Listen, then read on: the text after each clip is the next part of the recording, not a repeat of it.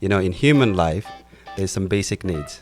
Like, let's say water, shelter, and food. But since we're in the AI generation right now, you also need energy. So agrivoltaic is the way of using farmland for two different purposes. One is you're harvesting energy through solar power, and two, you're growing crops or you're grazing cattle, or I think any mixture of these things. Any mixture of these things, you can have both of them.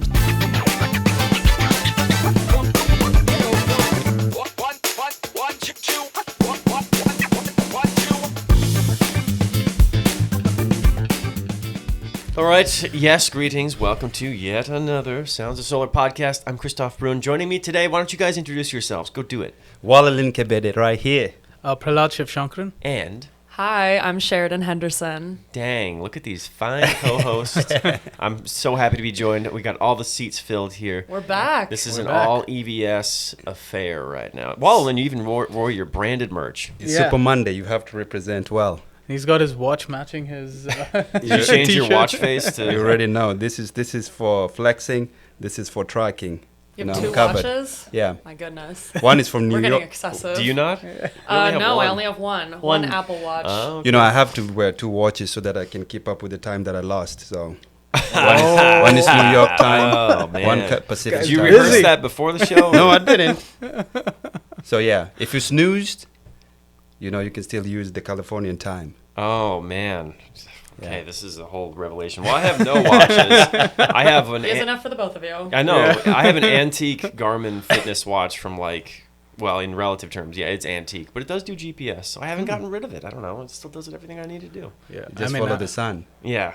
What's up? Yeah. What are we doing today again? Well, let's catch up with Wallen. Oh, yeah. Yeah, what's new with you? What's going on lately? Oh, there's a lot of stuff going on. First of all, I won the lottery ticket for World Cup. So entry. It's FIFA like World Cup. FIFA World Cup entry, 2026. meaning it's not free. Yeah. But you're given the special keys to enter and purchase ticket for face value. So this is literally like a random lottery that you... Yeah. So a lot of people applied for it. You didn't even flex your football YouTube channel or Instagram page. Not yet. Not yet. Yeah, that You're one. not on the press pass yet. It's also doing well. So the last video we had 300,000 views. What? Wow. Yeah. Okay. So that's nice. So big time. Yeah. It's just I did get that entry. So I ended up buying 8 tickets for the World Cup. So I'm taking my dad. I'm taking my wife. I'm taking my friends. So it's gonna be a party. All games in the U.S. Oh, I chose all games in the U.S. So I'm gonna go to Seattle and then we're gonna go to Kansas. So Nice. Kansas? yeah, Kansas City? Kansas City. Yeah. So I wanted to do a road trip with my dad. So Kansas City's that's 6 hours. 6 hours, yeah. Kansas City is a pretty nice town too, so worth visiting. And Very good. That's I exciting. expect things to be expensive, so I was like, you know what, driving there should be easy, relatively easy. So Wham bam. yeah. Okay. Well, Lucky. I need to to the World Cup. You gonna go to the World Cup? I want to. I mean, maybe not the games itself, but I would be open to going to the city just to okay. go to the It's events. a That party. was the other thing we I were talking bet. about. You Go should to- just do that. Yeah, go to Brits Pub. It'll be a blast. Oh, even at least and in the Twin Cities. In the Twin Cities, yeah. But I think you should go to a city that is hosting, because it's going to be all these parties. The only part is that if you're a football fan, when people go into the stadium, you're left alone. It's like, okay, so I'm a loser. But before that, it's all party. So it should be good. Okay, so we'll take the show there and do... Absolutely. Oh, dude, that'll be awesome. Yeah. Okay. Yeah. All right. Okay. I like it. I don't know how we're gonna spin this into some renewable energy thing, but What if those stadiums were powered by that's renewable? true. I mean, the Super Bowl. What was that? 2 years ago, or was that just last year? I think that was 2 years ago. Powered by the Arrow Canyon project, in Las Vegas, which we right? worked on. So Yeah. Yeah. I mean, hey, maybe they have to build a new stadium, and maybe that will be powered by a local utility farm. We'll see. Yeah. If We'll see what happens. If FIFA is watching this, let's collaborate. We can do that. Yeah, with this show, but probably also with your other show. So Whichever one works. all right. Well, it's fine for you either way. So you're on multiple tickets, but we're gonna have to be on this one. So today we're gonna talk all about agrivoltaics, and we've done a little bit of research. We've got our own opinions. Who wants to define what the heck that is? Actually, hold on. I'm gonna take it back one step. What's your my question to all of you is, if you were an agrivoltaic farmer, or maybe perhaps like just a farmer in general, what would you farm? What would your little farm be? Probably I would farm. I would say collard greens. Yeah, collard greens. Yeah, Wow. Good vegetation. Look at this guy, healthy Yeah. and everything. yeah. I would do tomatoes. Seems like it's easy to grow here. Yeah. So tomatoes and then cauliflower. That's probably my. And Sheridan, you want to go? You were thinking about it. You want to go Of last? course, both of you took both of my answers. I would do leafy greens or tomatoes. But you know what? Tomatoes. Just to be unique, I'm going to say berries. Berries, Ooh. kind of spiteful That's actually tone nice. too. I'm gonna go in the livestock realm, and I'm gonna say I'm gonna have goats on my farm because goats are very cute. I think you. Yeah, they're You just should gonna- have llamas. I don't know if they do No, the I'm gonna same- have a cat farm. Actually, sorry, we're Oh, not I would actually do a farming. dog They're Yeah, just cats. they're just cats They're- chilling. Just cats in a field. yeah, cats in a Just- field. They're just scratching Be all my your paradise. panels. Yeah. So we're going to talk today about agrivoltaics, probably a little more scientifically than we just did. I'm sure you could have cats in a solar panel and it would work. But anyway, who wants to kick it off and define what agrivoltaics is? Who's taking this one? I can take it. You're going to take it? Yeah, I'll take it. So agrivoltaic, for people who don't know, agrivoltaic is where, first of all, I'll start like this, right? You know, in human life, there's some basic needs, like let's say water, shelter, and food. Yes. Food, Right. yeah. Yeah. But since you're in the AI generation right Yep. now, you also need energy. Oh, I thought you were going to say AI. like You need energy. we're not that dependent yet. right. But so agrivoltaic is it's the way of using farmland for two different purposes. One is you're harvesting energy through solar power, and two, you're growing crops or you're grazing kettles or other. I think Any these two- mixture of these things. Any mixture of these Yeah. things, you can have both of them. So Yeah. yeah. So that's the agrivoltaic in a nutshell. Mm-hmm. What's it looking like? If you were to picture it in your head right now, what would you see? If you were on a farm standing there looking at it, what would you see? First, you look up and you're not going to see the sun. You're going to see solar panels, and then you Mhm. look down, you'll see green, and you'll see all You'll crops, see all of Wallen's collard greens. collard greens, some weeds there, but not the marijuana weed, but the weeds. Yes. That's what I was talking Bad about. Yes, weeds, yes. not Yeah. good weeds. Yes. Yeah, Those and then you'll have also, you can have some sheep or goats. It depends what you're into. Yeah. Yeah. Maybe some farm machinery, tractors, things of that nature, Exactly. etc. Yeah. So it's not too much different than a regular farm, really. It's just there is an additional revenue generating stream there. A green energy revenue generating stream. Green energy and green plants. Yeah. What could be better? Yeah.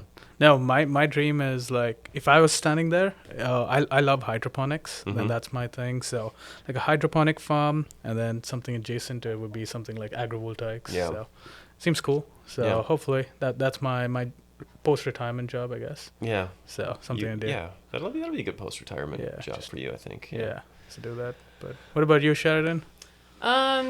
I mean, my imagination of it is not much different. Pretty much that. I've seen a lot of pictures at this point in videos, but no, I like the idea of the hydroponics too, Uh-huh. with maybe irrigation under the solar panels or something. I mean, honestly, looking at the solar panels with how tall they are on these agrivoltaic sites, it kind of looks like a very complex irrigation system from the ground. So, yeah, that's my dream. Yeah. Post retirement. So when we were researching the show, everyone suddenly was like, "I want to be an agrivoltaic farmer." Yeah. That seems cool. Like I had the same thought too. I was like, I this actually is- like. He the seemed happy farmers. in that video. He seemed so happy. Yeah. I was like, he's so Yeah. content. That's Yeah. what I want. Yeah, exactly. Yeah, that's what we want. He's the best of both worlds, Yeah. best of all seasons. Agrivoltaics, it's like a broad term. If I don't know, Sheridan, if you want to touch on There's like so many ways to do it. there's so right? many ways to do it, and if you can touch on like what are the different ways and what comes under agrivoltaics, just to help the listeners. Yeah. From what I have researched, it seems like there's three kind of main ways to integrate agrivoltaics. Besides just obviously having the solar panels on your site, you can have row crops where you grow, the leafy greens, grains, tomatoes, berries. Or I've seen some pollinator sites where they'll plant native species to the state, flowering plants, flowering crops, and that helps the pollinators like bees to feed. Right. I don't know what the term is, but to help pollinate Yeah, and, yeah. and, Pollinate. and Pollinate. help keep their population up. Yeah. Yeah. And then the third one that was grazing. So it's from what I saw, it seems that it's not exactly crop cultivation. It's just an animal like a grazing animal like a sheep will go onto a solar farm and help keep the growing grass level. They'll graze on it, so it reduces the need for mowing. It can also probably have benefits to the soil too, maybe for future farming. Right. Is it a combination of all three that can occur, or is it one of the two? What have you seen? There could probably be a combination, yeah. Okay. Because some crops do flower, and I don't think you can have cattle on your Yeah, collard that's what I greens. was thinking Maybe too. not. But maybe like, not. Because Yeah. then- there's no reason you couldn't intermix all of these things. All of these so. things. Right. and maybe even before the crops grow, if there's overgrowth of weeds or other plant species that are growing alongside them, that there certainly could be grazing. I don't know enough about the farming industry and the farming practices to get into that sort of detail, but that's the information that I at least have gathered. So can farmers do half, like they're growing crops and then half of it they're just grazing animals? Is that something that is possible? I think it seems like it's like one or the other right One now. or the other, but, right? I mean, just it's based on your application, right? Right. You can, and the systems could be designed to accommodate either one of these things, whether it's like back to the berry thing. One of the things I saw, and maybe you guys saw similar things when you're doing your research, like you can accommodate the type of like solar installation you're using to best suit your application process. So like for berries, like raspberries are a good example where typically raspberries are grown with a plastic canopy. I don't know if you saw this, Yeah. and because they need shade. Shade, yeah. And you can replace the plastic canopy with panels, but you don't want to use panels that completely block the sun. They need like partial, fixed tilt panels that have partial light passage, right? So like that, you do that for berries, and like, if you need tractor access, you build a fixed tilt tracker, or not a single axis tracker, but like high enough off the ground so you can pass a tractor through there. So the tech is adapted to what your application is, right? Yeah, which actually brings us to the point of like design layout, right? And at EVS we do those layouts. So Prahlad, I know you work a lot with layouts, like the solar plant layouts. So how many types of layouts do we have out there, like that can be utilized in these type of systems?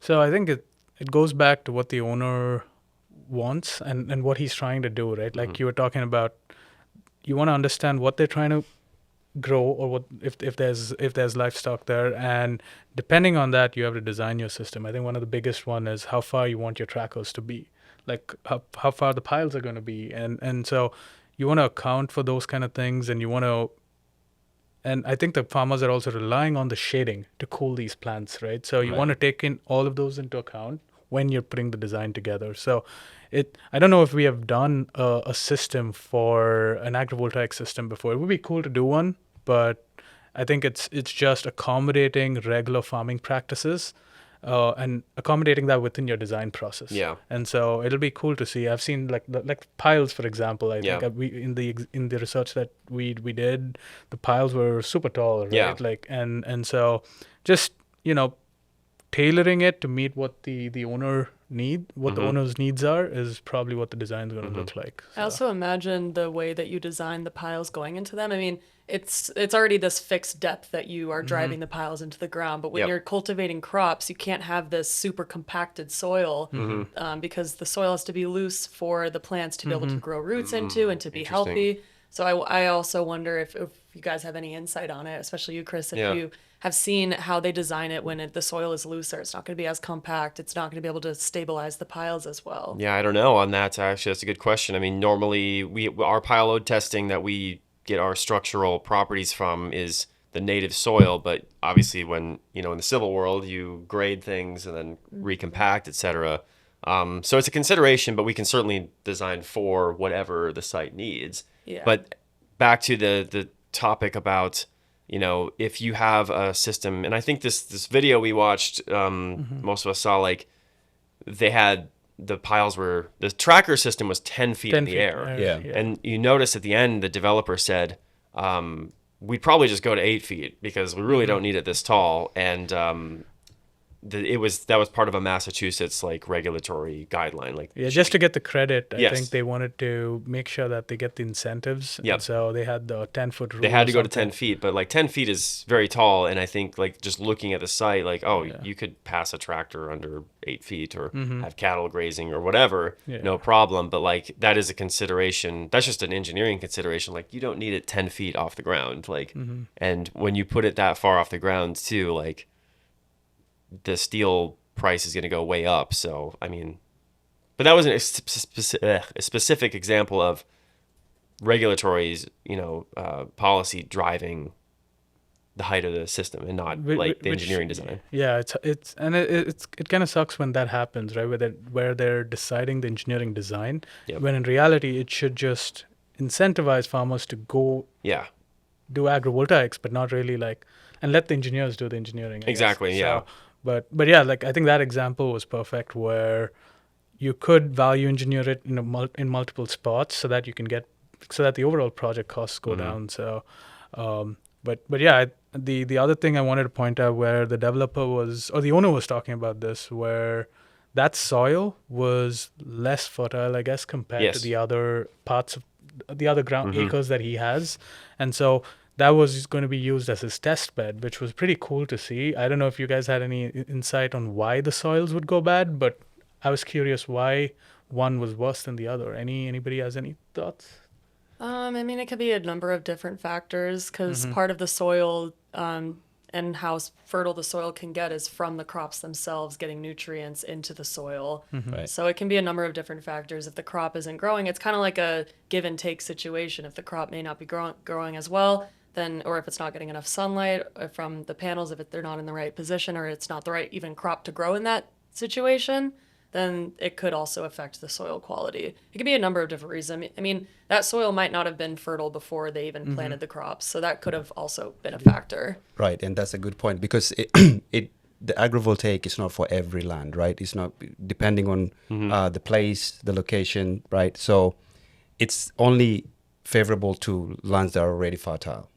So if the land is not fertile, then maybe that's not the place Yeah. to bring this in. So right. But in certain situations, especially like I think one of the highlights when I was doing research on this is that in areas like depending on where you are in the Midwest, Colorado, or places where it's a more arid climate, and there's risk of whether it's too much exposure to the sun or other weather events like too much like hail or Frost or wind or things like that. It's like there's a certain benefit for land that hasn't been very functional to being more functional because of the shading, Right. and because of the other effect of I forget what the term is, but it's essentially it traps water. So like What is it? Evapotranspiration. or yes, something? evapotranspiration. I think it was. Something like that. So I like haven't heard that term since middle school. yeah. Oh, what middle school did you go to? Yeah, no, I didn't even. That's know about this advanced. stuff. Oh, Lakeville. It was Lakeville. South, north, I forget. South, yeah. South, yeah, south. Produce the Is smartest that the people, of same? Yeah. course. is that the same with the transpiration, or I've heard that term, but I've never heard of evapotranspiration. No. I don't know. We should ask Sheridan. We to should get probably a- fact check Because- this. It's been a while since Because- middle school. Yeah. But isn't it just the water cycle? Just, Yeah, it's just a water cycle. essentially. but it's What just talking about sweating of the water plants. from Right. The plants But like sweating, that's the just- whole premise, right? Is Right. that like it makes a lot of sense in these arid climates because yeah, it's containing the water supply, and then also there's a secondary effect of that too. Is like you need less irrigation. So in some of the studies I saw, it was like between 30 and 50% of reduction in Okay. irrigation needs. So like, I mean, that anyone in Colorado especially, I think there was a lot of debates and people, farmers voluntarily reducing their irrigation because the aquifers, they're depleting the water supply Right. with the need of irrigation. So this is a great option for And water reduction. And to add to that, actually, if you think about it, right? So in the process of transpiration, right, when the plants are sweating, you know, like it can cool the temperature around Yeah. there, which can help also the PV, Yeah. because these are Exactly. these, Yes. these are electronic devices that if the temperature is too high, then they're not performing at its maximum capacity. Mm-hmm. Right. But so it kind of helps with the cooling of the Yeah. the They're environment. super So- symbiotic. Yeah. Yeah. And That even word, if there's too symbiotic. much sun, Yeah. the plants also don't like that too, right? So that's where the whole shading comes in. So Yeah.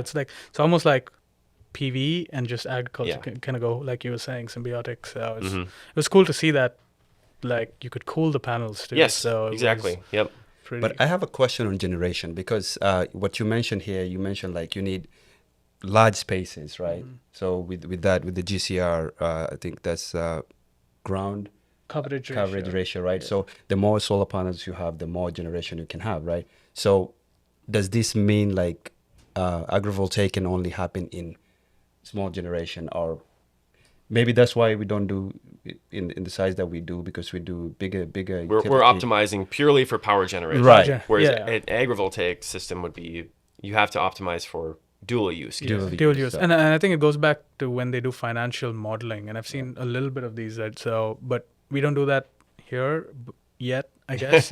But when you look at the financial modeling, the PV, I think, generally has a payback of 6-7 years or something like that, right? So it all goes back to that. What's your payback going to be if you do agrivoltaics versus just doing just PV in a big lot? So I think it goes back to that. So really GCR is a consideration, but I think it's mostly going to be, okay, what's the value I'm going to get at the end of the day? So but yeah, that's the financial models, I think, drive this particular Yeah. topic. So And one of the big hiccups, I don't know if this is a good segue, is, I mean, interconnection is probably the biggest problem with agrivoltaics. I mean, because everything we're talking about, it sounds perfect, right? It's Yeah. like, oh, you put the panels there. Don't burst our bubble. No, not yet, not yet. But like, you know, everything we're talking about, it sounds like these two things go together perfectly. Yeah. But the problem is that, like, you know, unless there's two different scales here. Like, we work in the utility scale enterprise, right? And if we build a 500 megawatt, you know, PV solar plant, the relative cost of getting it interconnected is worth it, right? But depending on if you have to build a transmission line, a substation, or however you're getting the power to the grid, it can make economic sense because you have a ton of power you're supplying. But if we take that scale down 1,000 times and say, like, we have a 500 kilowatt agrivoltaic system, but it's nowhere near a substation or some point of interconnect, the incentive to get it into the grid is 1,000 times less. Probably Yeah. not, but like, that's the problem. So yeah, interconnection is going to be a big issue, and I think that's where I wish they do storage, where you can you could probably think of it as a microgrid almost, where Yeah. you're just consuming what you generate. Yeah. And I don't know how interconnection plays into that, but I would think it's going to be less of a struggle to go Right. through this entire process. is this where the virtual power plant thing? Virtual comes into power place? plants, you Yes. could potentially Yeah. be a virtual power plant, like an Yeah. agricultural land. Could Wait, be a what's a power. virtual power plant for people, those who don't know? It's instead of like a large solar power plant or a solar farm generating, imagine if you were generating some kilowatt, Right. and you take multiple of those folks generating certain kilowatt, and if all of you aggregate and come together, you would kind of be like a virtual power plant. So that's the layman understanding, I guess, for what a virtual power plant is. So, but just going back to the other item that you brought up, why we like, is agrivoltaics only for smaller farms, or is Yeah. it only for a smaller acreage? I think it also goes back to what you're growing, right? Like, I think if I've seen some research on soybeans and corn, if you're growing stuff like this, they want to be in the sun. Yes. So you want to understand, okay, if you're not growing those and you're growing something else, Yeah. okay, how does agrivoltaics play into that? And I think so. It's looking at what you're already growing versus what you're planning to grow, and then kind of thinking if this Yeah. is a natural fit. I think there's a lot of benefits for, food-based crops, because like yeah. soybeans, corn, these go into a lot of other things, Yeah. and they kind of they're used to produce things that are not strictly based Strictly on food. food, correct. But like, if you think about, like, I think one of the exciting things is like where agrivoltaics can fill a void is like we can harvest energy through that, which is also harvesting like food-based crops versus like when we use like ethanol is a good example. Like we're growing food to turn it into a Ethanol, fuel, Biofuel. but we could do that same thing in a different way, and it's a much cleaner way too. Right? Yeah. And actually use the food. Right. Eat Exactly. the food. Eat the food. Yeah. Yeah. And that's a larger, like, I think, conversation where why is so much of that being prioritized over actual food? Like, Right. and that we might go on a tangent there with Yeah. that conversation, but I think this recent news article talked about how soybean production's been hit due to all of the tariffs Yes. that's coming Yep. in from the new tariffs that are in place. And so China was actually eating up 25% of the soybean market in the US. Is like 25% is just goes to China. Yeah. And with the tariffs, China stopped taking in soybean. Yep. And so now you have so much of this excess that is generally, some people are hedging that price would go up. The others just trying to sell it cheaper than they would Yep. produce it at. And then the other set is selling it for biofuel and production. So, now you can start to think, okay, if this is happening, is there any way for me to still get some value from the land? And Right. and so they could consider agrivoltaics in cases like that. And this is a live case in Minnesota where they're growing a lot of soybean. So Yeah. Yeah, or consider growing different crops. different crops, yeah. Turning it from soybeans to something more scarce, more needed, something that grows better in the shade. In the shade, yeah. Why should farmers be excited about agrivoltaic? I mean, kind of what we talked about, that it can be both profitable with crop cultivation and power generation. So in areas that maybe you get all 4 seasons, like Minnesota, you can't grow crops in the winter, obviously. But if you had agrivoltaics, you could generate power in the winter. You could generate power for yourself, or if you do end up getting connected to the grid, you could earn money that way. So it kind of gives you multiple streams of income Yeah. possible. And also, I think with it being kind of a new, I guess, exciting development in the solar industry, there could be down the line incentives to add agrivoltaics to your existing farmland. Yeah. And it's also not a very long process at all. From what I could see, it only takes, I mean, it's easy for me to say, but from what I could see, it takes a couple months Right. to get it installed and up and running. And obviously getting it interconnected is That's a the whole other biggest story. problem. That's the next step. Yeah. But to get it built, that's, especially if you're a farmer and your profit is from your land, it doesn't seem like that much of a break to your normal schedule, at least from what I can see. One of the issues I saw, maybe you guys saw the same thing, but like as far as the regulatory environments, there are, depending on which jurisdiction you're working in, wherever it is, there is agricultural land is defined as a certain thing. And there are, depending on where you are in the world, even there are incentives there are tax compliance issues and incentive related issues regarding agricultural land. As soon as you add PV to that, what is the purpose of the land? So this is another like regulatory related issue that is facing the market. I mean, What would you guys think it would Yeah. be? I don't know. Yeah, that one. Because what if you're producing 50% of your revenue on PV and 50% on your agriculture? Agriculture. Yeah.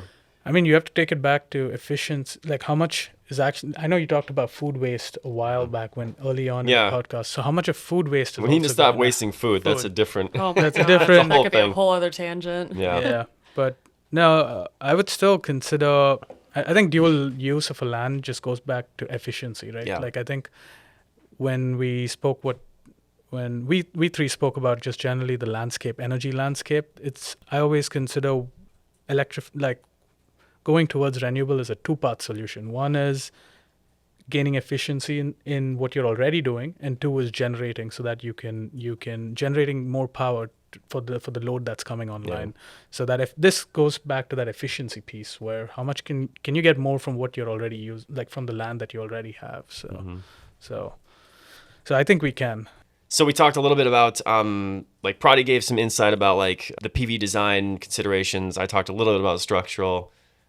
While then on the study, you are a studies engineer. What kind of relationship does agrivoltaics have in the studies realm? So as a study engineer, I'm always in the library study. Well, That's not exactly everyone what I do do. that. Yeah, you want to just do a Tell us something you did quick now. blurb of studies? So, well, for those who don't know what studies do, is we do power system analysis. It could be steady state or transient analysis. But when it comes to agrivoltaic, so this one ties back with the studies. It ties back to what Prahlad was talking about, right? The generation and the spacing and the GCR and all that. So with that, you'll have to have longer runs of cable, right? Because the space is too wide, right? So with that, you're introducing losses in the cables. Right. So then there's no efficient power flow. Yeah. So compared to like if you had a shorter distance, then you can push because of the heat on the cable is less. I mean, it's not less, but it's for a shorter period. So you can produce more. So that's what I can see, and of course like the voltage drops, which studies we don't do. Mostly we don't do on the DC side of thing that much. Like, but it's the same concept. So on the voltage drops and all that kind of stuff. But yeah, so this is like the drawback for agrivoltaic, right? So if like you have bigger spaces and then you have longer runs of cables, which introduces losses in your cables, and then you don't have enough power generated, right? And then when you were talking about like interconnections, right? With the transmission, if you have longer transmission line, then is more losses. So Yeah. I wonder though, with the soil and with the crop growing in the soil, if and with the panels cooling the soil, if that could have something to do with keeping the power loss, or maybe reducing it slightly just with how the soil is now used. I think it'll be more on the design side, which I'm excited to see some research drive that more than us just kind of going off of the hunch that Yeah. it's cooler. Because there's Going off research. a hunch fun though. No, it is. Yeah, I would love to do that. No, but There's a saying in mushroom cultivate, like if you go mushrooming or whatever, don't munch on a hunch. Like, don't just eat that mushroom in the makes woods. sense. Don't munch on a hunch. So Prati, what about like the PV side of things? How maybe high level design considerations on that? So one of the exciting things I'm looking forward to is how this affects temperatures, ambient temperatures. Because on the design side, we use ambient temperatures and soil temperatures for cable sizing. That's the first step in any project. You want to understand what kind of cable sizes are running, and sometimes these are copper, sometimes these are aluminum, and so if there's enough research that confirms that agrivoltaics, maybe over a period of 2 years or whatever it is, can help bring those ambient temperatures down, we could potentially use derates that could bring down cable sizes. So, that impacts cost directly. And so these are some of the value engineering items that I'm excited about, because if that can be done, that's a big boost to anyone doing this, right? So you could bring your costs down. I don't know what the percentage could be, but even just a marginal cost improvement is going to be helpful. So those are sort of the impacts that I'm really looking forward to with agrivoltaics. So Yeah, I mean, on the structural side, we touched a little bit on it with the soil characteristics. It's not maybe as complicated. Our bread and butter is these sites where we have 100,000 foundations and we cost optimize them. So that's our little analytical game. But for an agrivoltaic site, or especially like a DG size site, less than 1 megawatt, I think it only basically comes into the fact when we have obviously the pitch spacing will affect things, but really it's the height. it's a height. So yeah, if we're 10 feet off the ground, like the relationship of wind hitting a cantilever post is exponential. So we want to reduce that while still making things viable for the application. But the shorter the pile height, the better. That same thing on the tracker side, right? If we can keep the pile to pile spacing reasonable, reduce the tracker steel materials, etc. So The one here we go. question for you on the Yes. structural side: what if you have grapes or any kind of, if you're growing something that can wind around piles? Oh. Does it Don't grow it. I don't think. no. Does it offer structural support? Yeah. Oh God. No. Can we reduce the height by 2 feet? Probably not. I would think. No, I think probably not. But Think about it. we could try A it. vining plant. We could try it. Yeah. though. There also is a consideration too. I mean, like we do want to use steel piles driven. Like I think some of these early agrivoltaic sites that I did see used like a concrete system. That's a little more disruptive to the land. And especially decommissioning, like when it's time, 20, 25 years when the lease is up or however the structure is as far as how the installation is performed, driven steel piles, easiest to remove. You can basically get in there with an excavator and just pull them all out, go recycle them. That should be no problem. So that's one more thing. But Sheridan, on the civil side of things, you are a civil engineer. What are your design considerations, high-level thoughts? I would say overview, kind of umbrella. A lot of what I do on utility scale plants is looking at the stormwater runoff.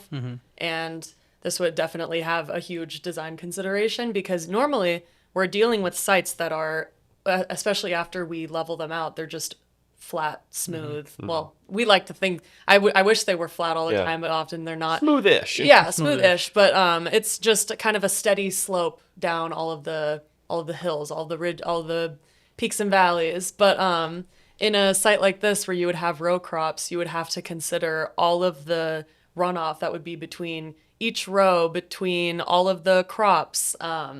You would have to, it would be a lot more detailed, I imagine, more intricate modeling. And also the way that we design these sites, and this kind of goes back to the kind of regulations that might go about what, is this land agricultural? Because you have to consider some of the design regulations for stormwater where you have to basically contain all of the, you have to some degrees, you might have to contain the water that comes off the site. You have to build stormwater ponds that will hold this water, and you have to adhere to certain requirements from whatever the jurisdiction is that you're abiding by, or the whoever has it.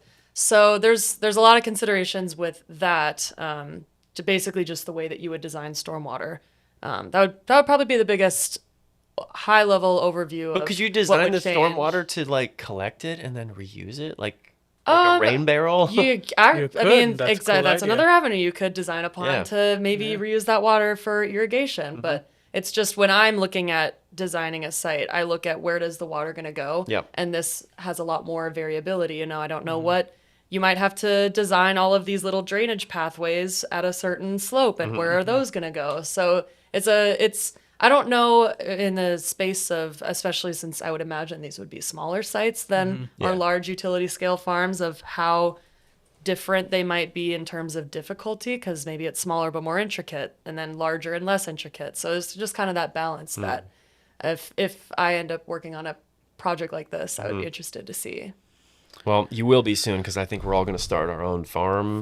Right? We should. Is that the plan? Yeah, you better cover this. the logo. Yeah. Hey, it could be a weekend job, but Yeah.